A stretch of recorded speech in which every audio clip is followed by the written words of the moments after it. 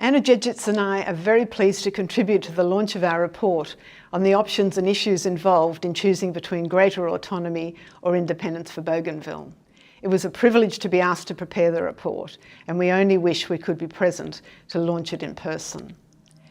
The report was written by us as members of the Constitution Transformation Network at Melbourne Law School on the request of the National Research Institute of Papua New Guinea. We're very grateful to the NRI and in particular to Thomas Webster for their insights and their support as we were thinking the issues through. At an early stage in the project, we also had the opportunity to discuss with Sapuka Temu and the Honourable Albert Pungao the type of report that would be most useful to all parties, and we benefited greatly from their advice at that stage.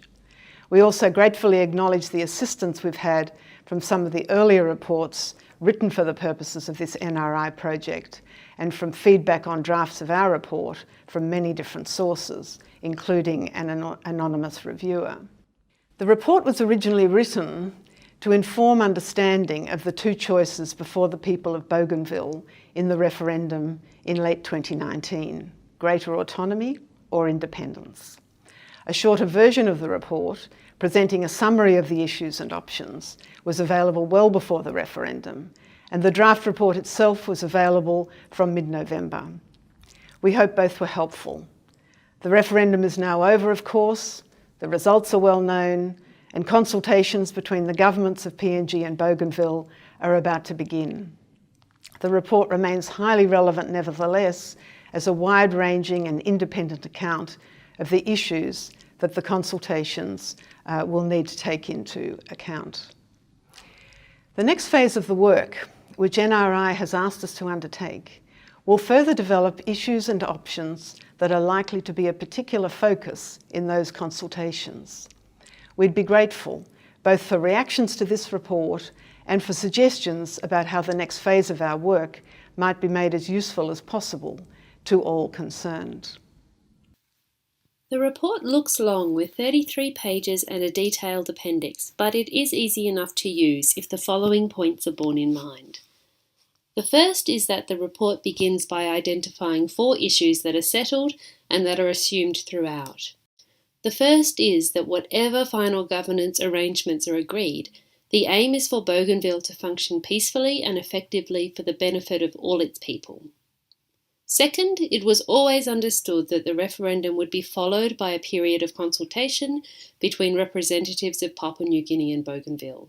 That is the phase of the process now, and it is elaborated a little further in Chapter 2 of the report. Third, once agreement has been reached, there will be a further transition period during which the new arrangements are put in place. And fourth, whatever the outcome, there will always be a close and ongoing relationship between Papua New Guinea and Bougainville. Secondly, the main body of the report is divided into 3 main parts in chapters 3 to 5, respectively. Chapter 3 deals with the existing level of autonomy, against which what might happen with either greater autonomy or independence needs to be measured. Identifying this benchmark is complicated by the fact that although the Bougainville Peace Agreement provided for Bougainville to have an extensive level of autonomy, this level was not achieved over the 18-year period that followed the signing of the BPA. To say this is not to be critical. Implementation of new autonomy arrangements always presents a considerable challenge, both to the state and to the autonomous region, and a great deal, in fact, was achieved during that transition period. Nevertheless, to fully appreciate what greater autonomy or even independence might entail, it's necessary to complete the transfer of autonomy for which the BPA already provides. Chapter 4 builds on this foundation by sketching the options for a level of autonomy for Bougainville greater than that available under the peace agreement.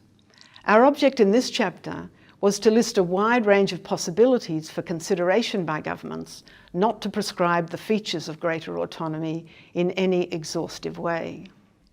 And Chapter 5 deals with independence.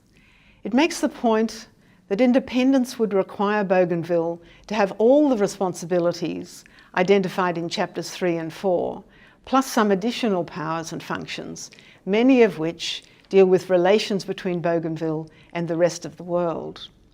Even here, however, the chapter suggests that there are choices to be made, including about how Bougainville could best exercise its external sovereignty in an unequal and interdependent world. Finally, to make it easier to read and compare the options in these 3 chapters, each of them has been organised around the same 5 themes. Powers and Functions deals with the legislative, executive and judicial powers that Bougainville could have and for which it would be responsible, under the existing arrangements, under greater autonomy, and if it were independent. Fiscal Matters considers the sources of funds for Bougainville expenditures under each of these 3 chapters. Possibilities range from taxation to mining income to development assistance, and it recognises that funding needs also to be accompanied by arrangements for accountability. Institutions of government refer to the various institutions that would need to be established and maintained in Bougainville under either greater autonomy or independence.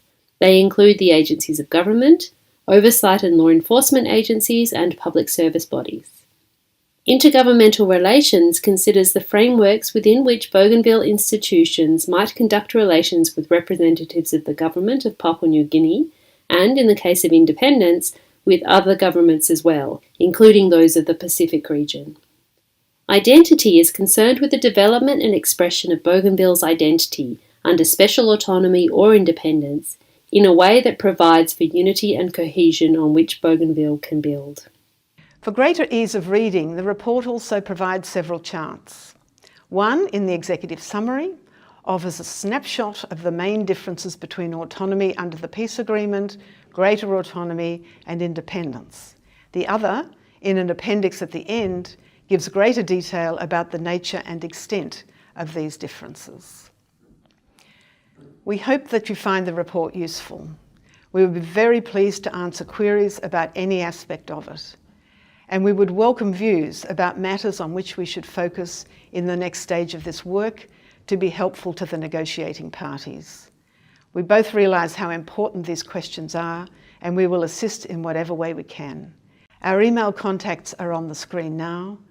You have our very best wishes for the last phase of this very important process.